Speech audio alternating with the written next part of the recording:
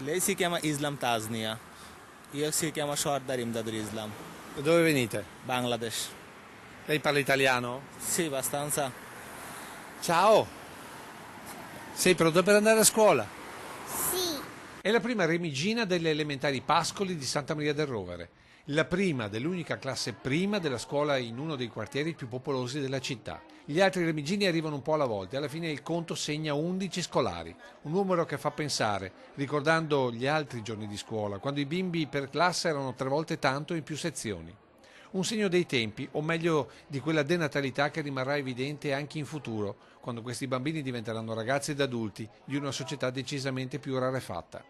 E multietnica, come raccontano questi volti che sono il nostro investimento per il futuro. Dall'altra parte è la selva di telefonini di genitori e nonni che per un giorno hanno rivissuto la loro infanzia. Prima elementare con tutta la famiglia il seguito. Mamma, papà e anche nonna. Allora, la nonna cosa dice? Sono molto emozionata. Più emozionata lei? Sì, penso di sì. E il papà? Ancora di più, forse. Lei si ricorda del suo primo giorno di scuola?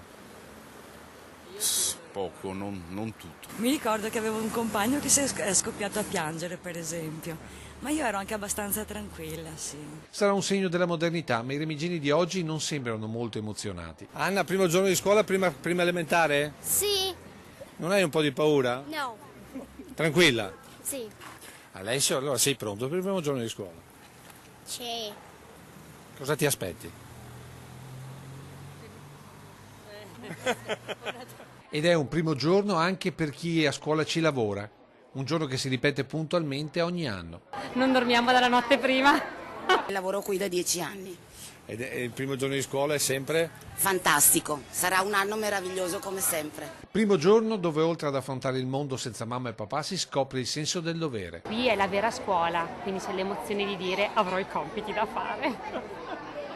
E poi c'è chi più che il primo giorno ricorda di più la fermezza della maestra. Io ho fatto scuola elementare dalle suore e c'era Suor Licinia che ci aspettava fuori dalla porta. Suor Licinia era la suora di quinta ed era una suora considerata, non dico altro.